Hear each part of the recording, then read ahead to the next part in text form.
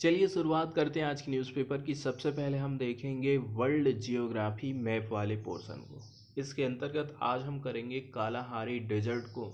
सबसे पहले जो पिक्चर आप देख रहे हैं, ये पिक्चर बताता है कि कालाहारी जो डेजर्ट है वो कौन कौन से देशों में फैला हुआ है। कालाहारी डेजर्ट पड़ता है अपना अफ्रीका महाद्वीप में, और अफ्रीका महाद्वीप के यदि आप साउथ वाले हिस्से की तरफ में जाओगे, वहाँ पर इसकी लोकेशन है। कालाहारी डेजर्ट का जो सबसे बड़ा हिस्सा है वो बोत्सवाना में पड़ता है। इसके बाद कुछ हिस्सा नामीबिया में है, उसके बाद साउथ अफ्रीका में। कुल मिलाकर के 3 कंट्री में इसका एक्सपांसन है या फिर फैलाव है। अब इसके बाद हम देखेंगे इसके प्रमुख प्रमुख फैक्ट कौन कौन से हैं। पहला फैक्ट यहाँ पर बताया जाता है उसके एरिया को लेकर के कि कितने स्क्वायर किलोमीटर में इसका फैलाव है। तो ये 9 लाख वर्ग किलोमीटर के एरिया को कवर करता है। इसके बाद Augrabies falls national park contains the world's 6th tallest waterfall. इसके अलावा बताया जाता है ये जो डेजर्ट है ये एक्सपीरियंस करता है वेरी लिटिल रेनफॉल का, मतलब कि यहाँ पर वर्षण बहुत कम होता है। With the driest areas experiencing 110 से लेकर के 200 मिलीमीटर रेन पर ईयर।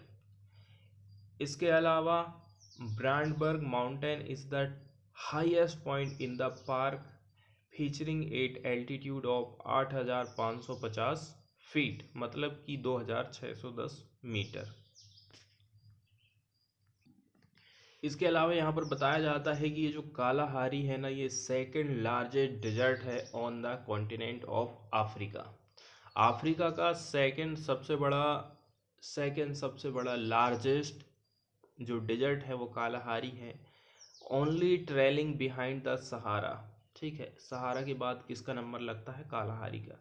और 6th largest in the entire world. और यदि पूरे वर्ल्ड लेवल पर आप देखोगे तो 6वें नंबर का ये सबसे बड़ा डेजर्ट है। The north eastern part of the Kalahari is technically not desert. ठीक है, यदि आप इसके नॉर्थ और ईस्ट वाले हिस्से की तरफ जाओगे, मतलब कि नॉर्थ और ईस्ट की तरफ आप जाओगे, ऊपर की तरफ जाओगे और पूरब की तरफ जाओगे वाले हिस्से की तरफ, तो बताया जा रहा है टेक्निकली ये जो एरिया है वो डिजर्ट नहीं है, क्योंकि ये रिसीव करता है double the amount of rain a typical desert should receive. जितना कि डिजर्ट को पानी मिलना चाहिए तब हम उसको डिजर्ट कहते हैं, उसका डबल ये वाला हिस्सा पानी रिसीव करता है हर साल। The construction of diamond mines in the Kalahari Desert have forced to local San people to either relocate or live under occupation of these mining companies. यहाँ पर डेजर्ट की माइनिंग की बात करी जाती है कि जहाँ पर ये माइनिंग की जा रही है वहाँ के जो सैन लोग हैं, सैन पीपुल्स हैं, उनको या तो वहाँ से दूसरी जगह रिलोकेट किया जा रहा है, या तो फिर कहा जा रहा है कि आप जीवन व्यतीत करिए under the occupation of these mining companies.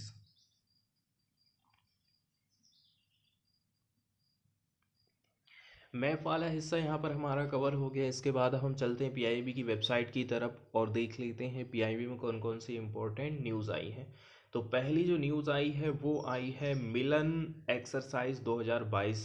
ठीक है, Milan 22 sea phase of Milan 22 commence 1 March 2022। बताया जा रहा है sea phase of Milan exercise का कमेंस किया गया है 1 मार्च 2022 से। Sea phase of Milan 2022 commenced on 1 March 2022। A total of 26 इसमें शिप शामिल होंगे, 21 एयरक्राफ्ट शामिल रहेंगे। इसके अलावा 1 submarine are participating in the multilateral naval exercise being conducted in the Bay of Bengal. The sea phase is scheduled till 4 March and includes advanced and complex exercise in all 3 dimensions of maritime operation. 4 मार्च तक ये चलने वाला है। ठीक है, इसमें include किया गया है एडवांस और कॉम्प्लेक्स एक्सरसाइज को।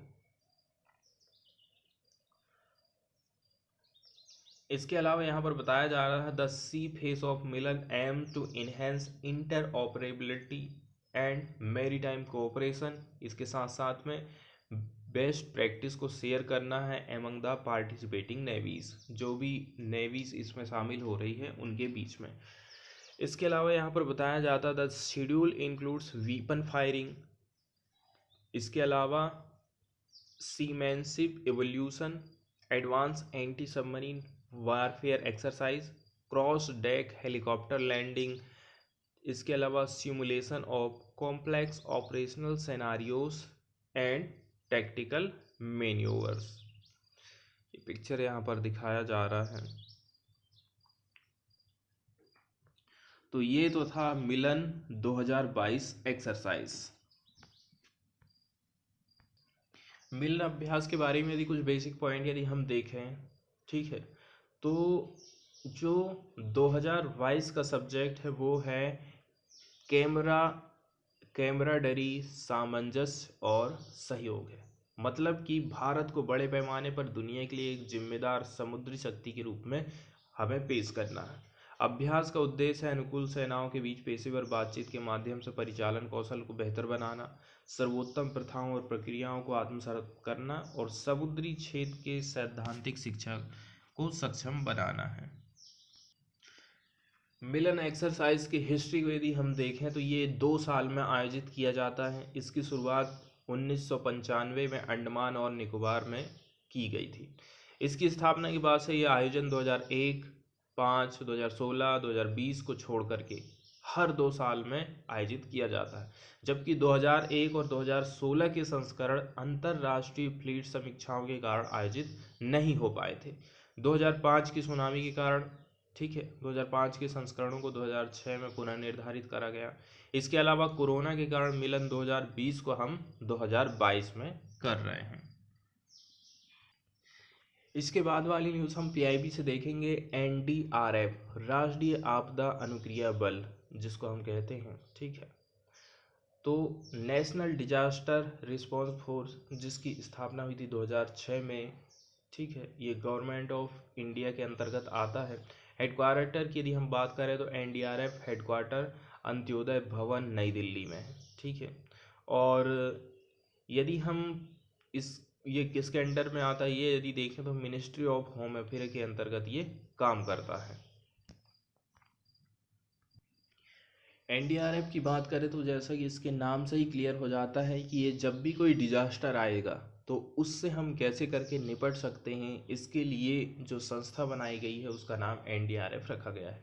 राष्ट्रीय आपदा प्रतिक्रिया बल, आपदा प्रबंधन अधिनियम, डिजास्टर मैनेजमेंट, ठीक है, डिजास्टर मैनेजमेंट के अंतर्गत 2005 के तहत खतरनाक प्राकृतिक और मानव निर्मित आपदाओं से बचने के लिए 2006 में गठित कई सारे इसमें विशेषज्ञ हैं और इसमें ट्रेनिंग सैनिकों का एक स्पेशल फोर्स है।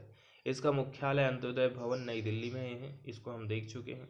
इसके अलावा बताया जाता है कि राष्ट्रीय आपदा मोचन बल और नागरिक सुरक्षा एक पुलिस बल है। इसका निर्माण हुआ था डिजास्टर मैनेजमेंट एक्ट 2005 के माध्यम से। स्थापना की बात कर लें तो 1980 से लेकर के 2005 तक अलग अलग टाइम में, जैसे कि जम्मू कश्मीर का भूकंप आया तो जो हिमस्खलन हुआ था इसके चलते एक करना पड़ा।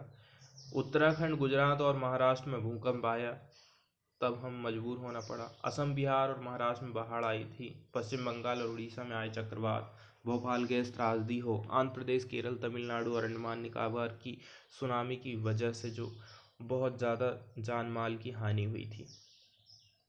तो इन्हीं सब बातों को ध्यान में रखते हुए सरकार ने संविधान के अनुच्छेद 44-45 के अंतर्गत आपदा प्रबंधन अधिनियम 2005 बनाया और 2006 में एनडीआरएफ की स्थापना की थी। यदि इसकी हम संरचना की बात करें तो 12 बटालियनों वाला एक सैनिक दल रहता है जिसमें अर्धसैनिक बल, बीएसएफ, सीआरपीएफ, इनकी 3-3 बटालियन और आईटीबीपी, एसएसबी और central industrial security force CISF की दो बटालियनें इसमें शामिल रहती हैं। इसके बाद हम समझना है NDMA मतलब कि नेशनल डिजास्टर मैनेजमेंट अथॉरिटी के बारे में।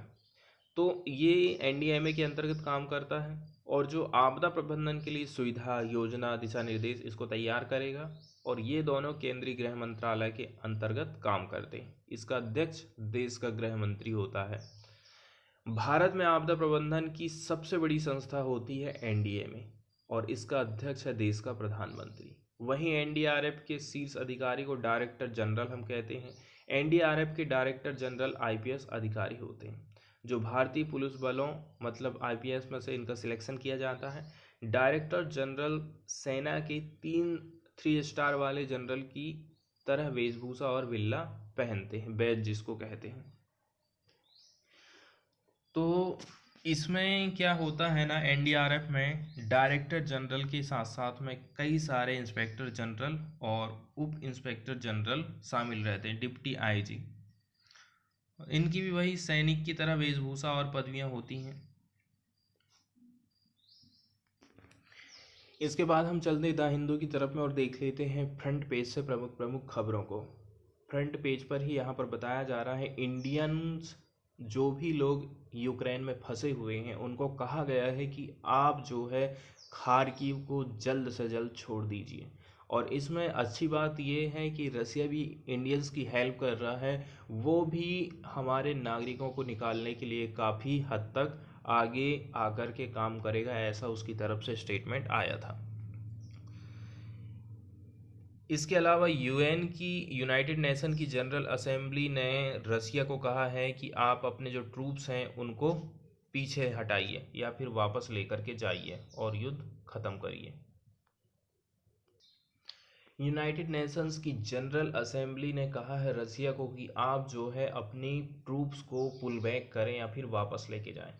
India abstain from voting on resolution, इसके लिए जो रिजोल्यूशन पास किया जा रहा था इस बार फिर इंडिया ने क्या काम कर दिया है, वहाँ पर एब्सेंट मार दिया है।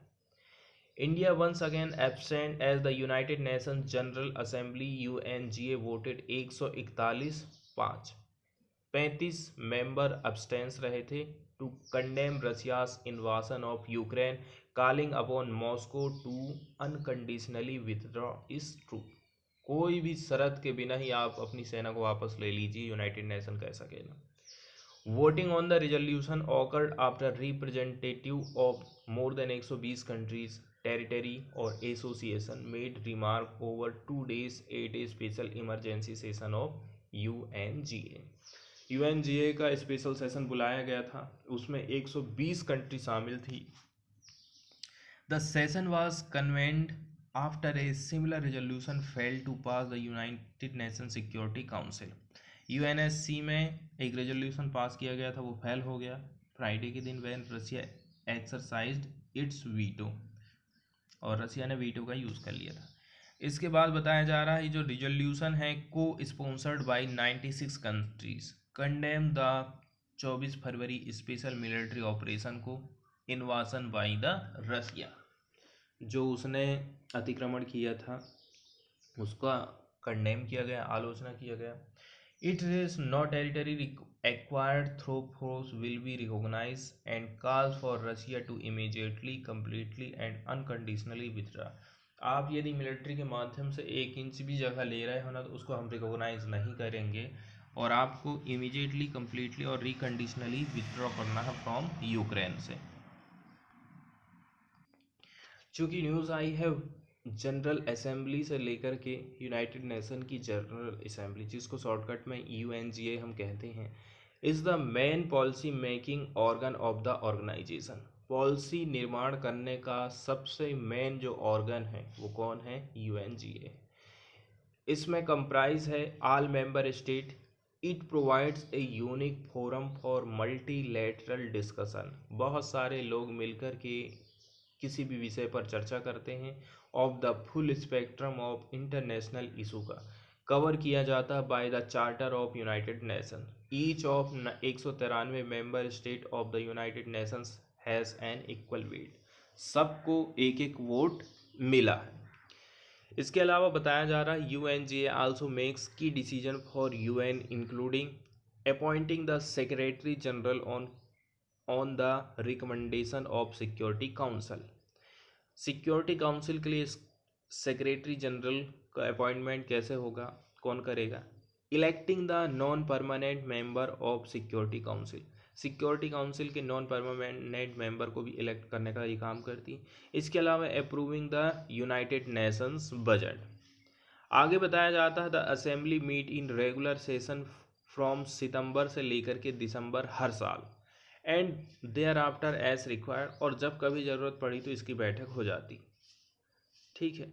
और डिस्कस जो होता है स्पेसिफिक इशू पर थ्रू डेडिकेटेड एजेंडा आइटम या फिर sub item which lead to adoption of resolution.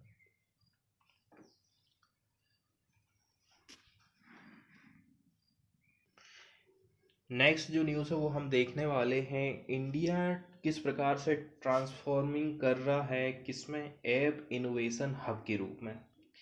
India is position to become the leading hub of global app innovation. Purnima Kochikar, vice president, play partnership at Google, ऐसा उनका कहना है। इनका ऐसा कहना है कि India is increasingly transforming into app first country. Today, India is uniquely positioned to become a leading hub for global app innovation with tremendous opportunity for Indian startups across the country, regardless of size and location, to thrive in the global app ecosystem. बताया जा रहा था App Scale Academy is a 6-month program that will entail 100 startups being trained by means of a customized curriculum.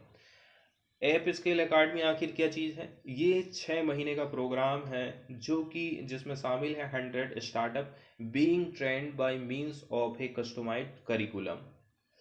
This will enable the startup to drive high quality app for global market including session on UX design, business model, monetisation strategies, international expansion, best practice क्या क्या है, data safety कैसे रहेगी, security practice में क्या करना है आपको। Indian apps and games have been receiving extraordinary interest from user and investor. तो इंडिया के जो इस एप्स हैं बताया जा रहा है कि वो रिसीव कर रहे हैं एक्स्ट्रा ऑर्डिनरी इंटरेस्ट, कहाँ से? यूजर और इन्वेस्टर से। लास्ट ईयर यदि हम बात करें, इंडियन ऐप एंड गेम्स सा ए 200% increase in active monthly user on play, Google play. तो देखा जाए तो यहाँ गूगल प्ले की बात करी जा रही है 2019 और पिछले साल की यदि हम तुलना कर लें तो app and games by Indian companies are also finding global audience. तो हमारे जो गेम हैं न केवल इंडिया में चल रहे हैं, पूरे वर्ल्ड लेवल पर ये चल रहे हैं। एग्जाम्पल के तौर पर आप देख लो, Ludo King has become one of the most played games globally. सबसे ज़्यादा लूडो गेम्स खेला जाता है ग्लोबली। 2021 में क्या हुआ था? The time spend by user outside India on apps and games created by Indian companies grew 150%। 150% की वृद्धि हुई है इंडिया के गेम्स में जो टाइम स्पेंड किया जाता है। Jeet Vijay CEO of MeitY startup hub, इनका कहना है कि our cohort of 100 Indian startup are ensuring that a home grown resolution for many of our daily need today is just an app away. तो game यहीं तक केवल सीमित नहीं होना चाहिए।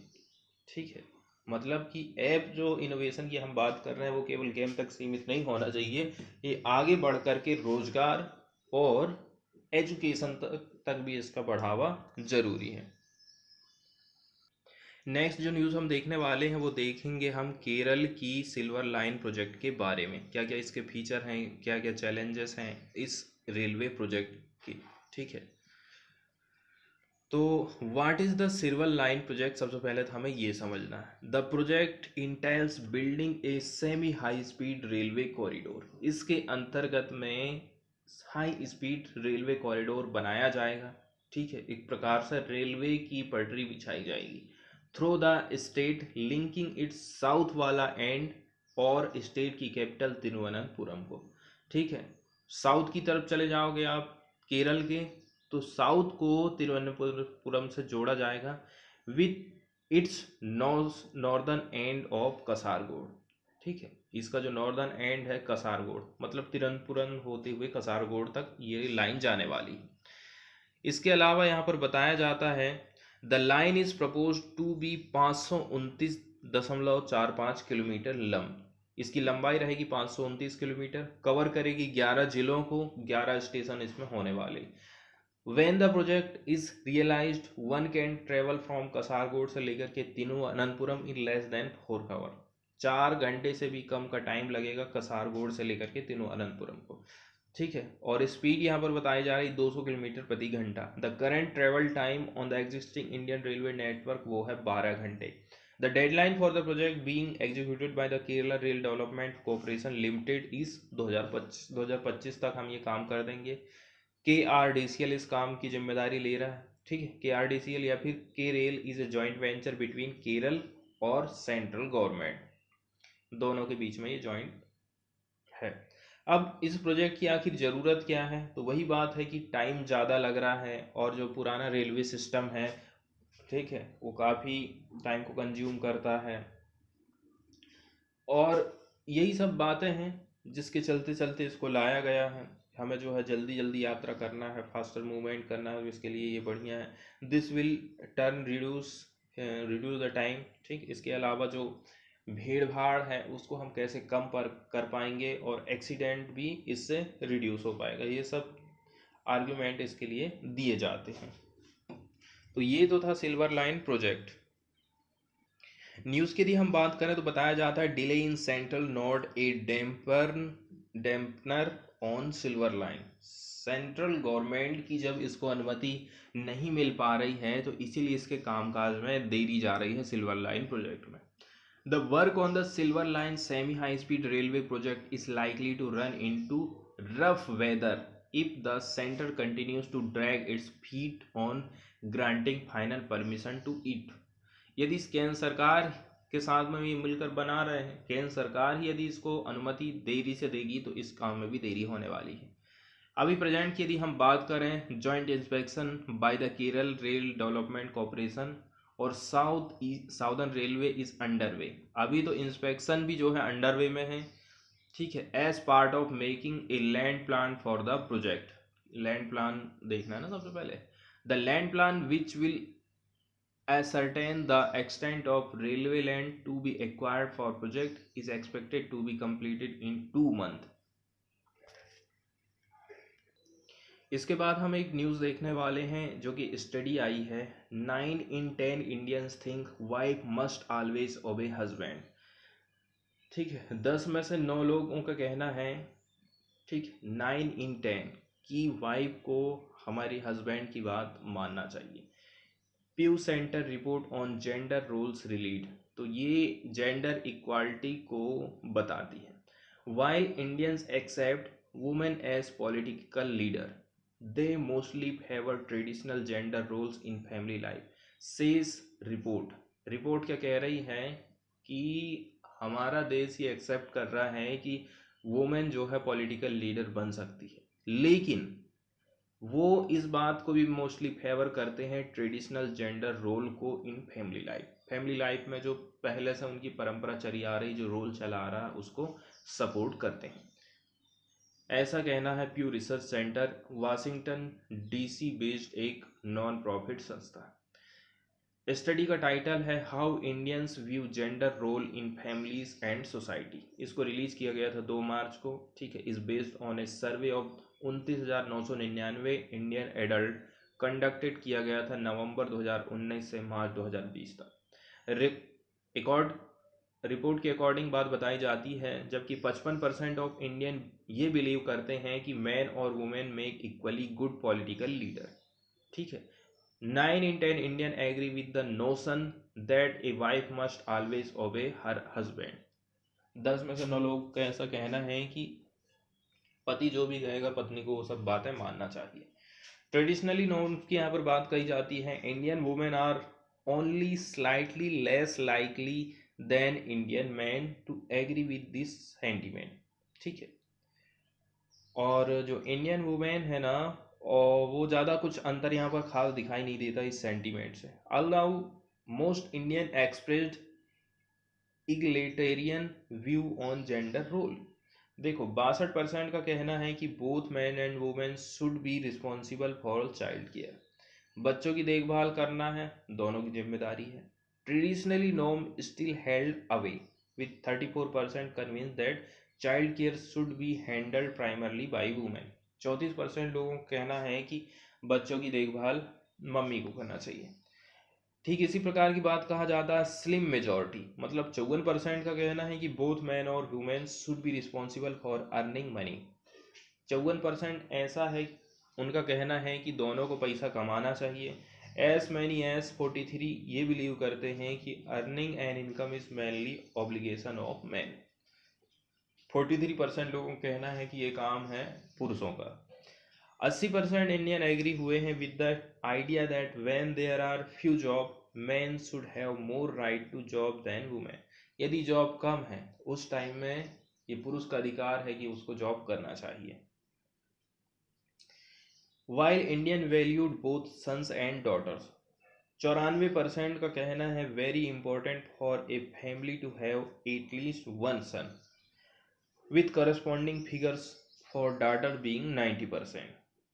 बताया जा रहा 94% कह रहे हैं एक लड़का जरूरी है और 90% लोग कहना है लड़की भी जरूरी है।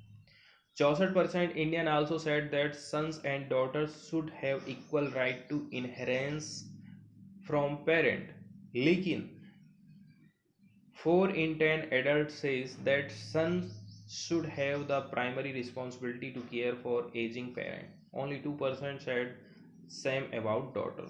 उनका कहना है कि पेरेंट की देखभाल कौन करेगा, तो ये रिस्पॉन्सिबिलिटी है किसकी, सन्स की, लड़के की प्राइमरी ड्यूटी है। आगे बताया जा रहा है, रिपोर्ट ये भी नोट करती है that prevalent gender norm are part of a wider phenomenon in Indian society, जहाँ पर a variety of historical, social, religious and economic reason family tend to place higher value on son rather than daughter. तो मतलब कि यहाँ पर प्रायिकता किसको दी जाती है, प्रायोरिटी सन्स को दी जाती है। 40% इंडियन, ठीक है, sex selective abortion acceptable in at least some circumstance. 40% तो कह रहे हैं सेक्स सिलेक्टिव एबॉर्शन करवा सकते हैं, मतलब हमें लड़का चाहिए इसलिए। 42% found this practice completely unacceptable. 42% कह रहे हैं नहीं ये सब गलत है। और आगे यहाँ पर बताया जा रहा है ग्लोबली यदि आप देख लोगे ना तो 70% का कहना है it was very important for woman to have the same right as man. Globally बात कर रहे हैं हम पूरे वर्ल्ड लेवल पर। Found a similar ratio in India with 72% of Indian saying gender equality is very important. However Indian were less likely than people in North America 92%, Western Europe में 90%, Latin America में 82% place a high value on gender equality.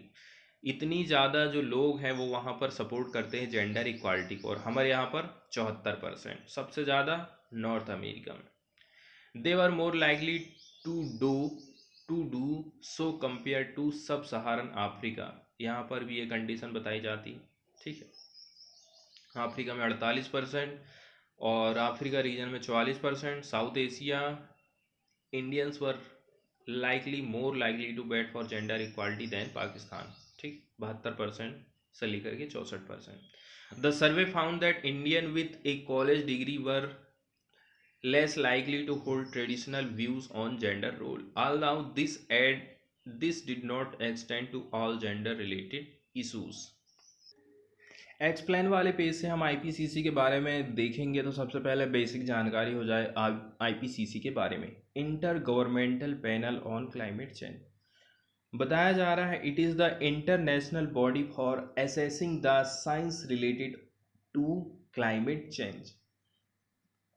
मतलब कि international एक ऐसी संस्था है जो कि एसेस करती है science related to climate change. Climate change से रिलेटेड जो साइंस है उसको एसेस करने का काम कौन करती है? इंटरनेशनल बॉडी ये करती है।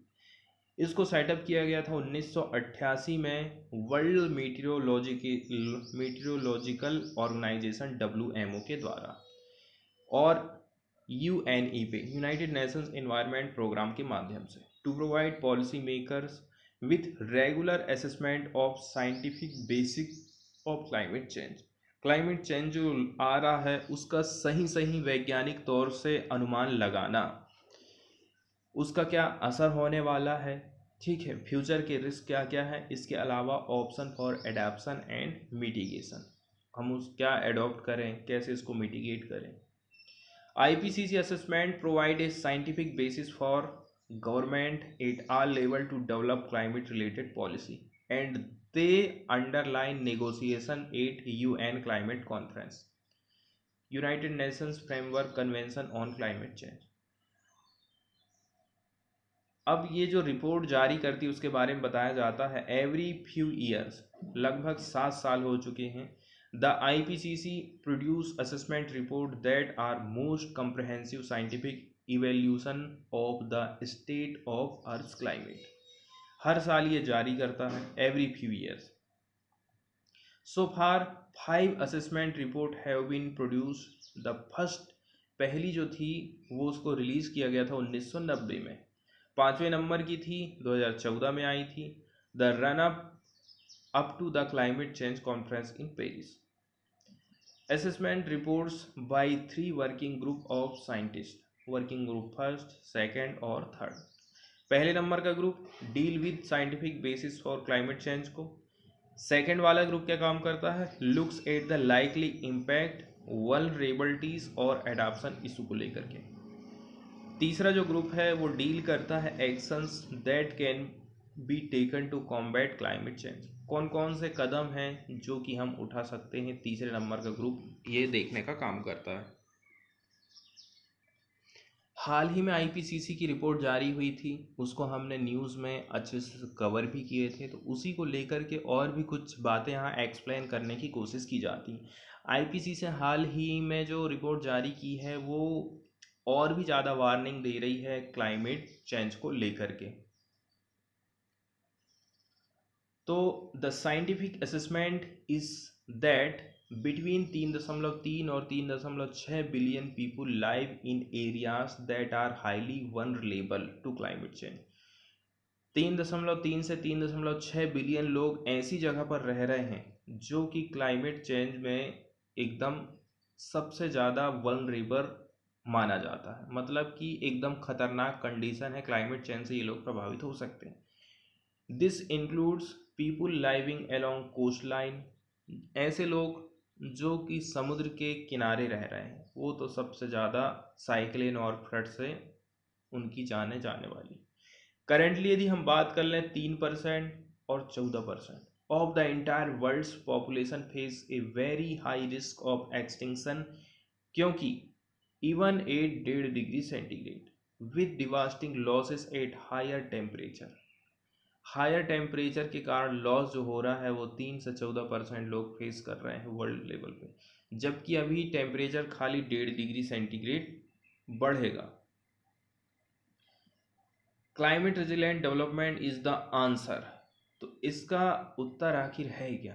क्लाइमेट रेजिलेंट डेवलपमेंट, ऐसा विकास करना है कि क्लाइमेट को वो रेजिलेंट कर सके, सह सके, सोख सके। और it would to reduce greenhouse gas emission and will raise sufficient climate finance. तो 27 फरवरी की बात है, IPCC ने इशू किया था major report that reviewed the scientific evidence on natural, ecological, social and economic spheres. Conclude करता है that climate change has already produce irreversible loss. इसके अलावा damage to land, coastal and marine ecosystem सब damage होने वाला है। इसमें बताया जाता है, ये एक नई रिपोर्ट है जो कि ये अनुमान लगाती है प्रोस्पेक्ट फॉर द प्लैनेट। देखो, यदि जो ग्लोबल सरफेस का टेम्परेचर है एवरेज वाला वो 1.5 डिग्री सेंटीग्रेड बढ़ गया, कब से? प्री इंडस्ट्रियल एरा से। तो वार्निंग दी है severe consequences to food supply. ठीक है, टेम्परेचर बढ़ जाएगा तो जो खाद्य का जो उत्पादन है ना वो प्रभावित होने वाला है, तो फूड सप्लाई प्रभावित होगी, हमारा जो ह्यूमन का हेल्थ है वो प्रभावित होगा। इसके अलावा बताया जा रहा है biodiversity loss, integrity of the natural environment if carbon emission from human activity are not sharply reduced. इसके अलावा government lack the political will to review their policies. इसके फीचर्स बताए जाते हैं यहाँ पर। What are the key feature of the report? तो using the time frame of near term, mid term और long term effect of climate change caused by the average temperature exceeding 8 degree centigrade. तो working group जो second number का है उसने propose किया है urgent action की। ठीक है, तो ये सब चीज़ें वर्ल्ड के लीडर को करना चाहिए।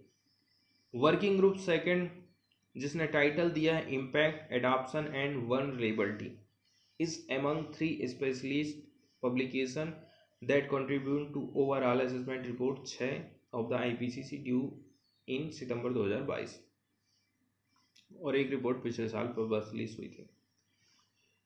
तो बताया जा रहा 3.3 से लेकर के 3.6 बिलियन लोग बहुत खतरनाक कंडीशन में जी रहे हैं, क्लाइमेट चेंज से प्रभावित हो सकते हैं।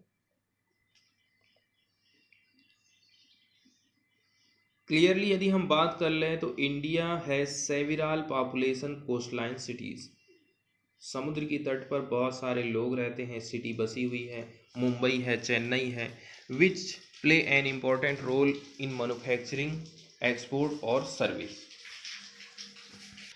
क्लाइमेट चेंज से हम आखिर किस प्रकार से बाहर आ सकते हैं? तो IPCC assessment the window of opportunity to keep the rise in temperature to below 1.5 degree centigrade is narrowing. हमें ऐसा लग रहा है कि हम 1.5 डिग्री सेंटीग्रेड तक या उससे नीचे टेम्परेचर को बनाए रखेंगे, तो ये बात उतनी ज़्यादा सही नहीं लगती है। There already exist a consequences under existing pledge by government who signed the Paris Agreement. This goal is impossible and the average temperature could rise as high as 3 degree centigrade with catastrophic consequences। तो 3 degree centigrade temperature बढ़ने वाला है। Climate resilient development, ये चीज़ इसका answer है कि हम कैसे करके क्लाइमेट चेंज से बच सकते हैं। इसके लिए हमें क्या करना है? हमें शार्पली कटिंग करना है ग्रीन हाउस गैस के इमिशन को, institution of measures to absorb much of stock of CO2 को ज़्यादा से ज़्यादा, ठीक है, एटमॉस्फेयर में क्या किया जा सके, एब्जॉर्ब किया जा सके। इसके अलावा rise sufficient climate finance for adaptation, और इस एरिया में हमें जो रुपए पैसा हम खर्च करते हैं उसको भी बढ़ाने की ज़रूरत है। तो IPCC का कहना है global trend of urbanisation offer an immediate critical opportunity to advance climate resilient development. Coastal cities and settlement play an especially important role. Urbanisation जो हो रहा है वो बहुत ज़्यादा सही तरीके से नहीं हो रहा है।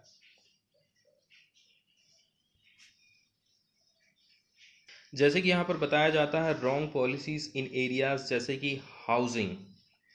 इनफैक्ट यदि हम बात करें lock in maladaptation particularly affecting poor community, poor land use policy, इसके अलावा siloed approach to health, ecological and social planning is also effect resilient development.